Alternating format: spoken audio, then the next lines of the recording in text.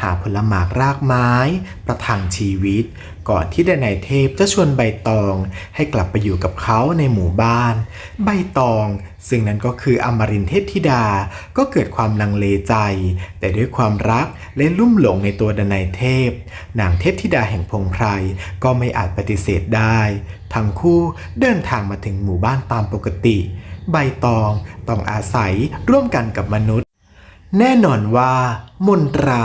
และฤทธานุภาพของความเป็นเทพธิดาจะค่อยๆเสื่อมมลายหายไปตามกลิ่นอายของมนุษย์ยิ่งนานวันเข้า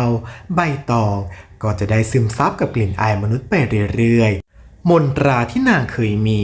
ก็เริ่มเสื่อมถอยจนในที่สุด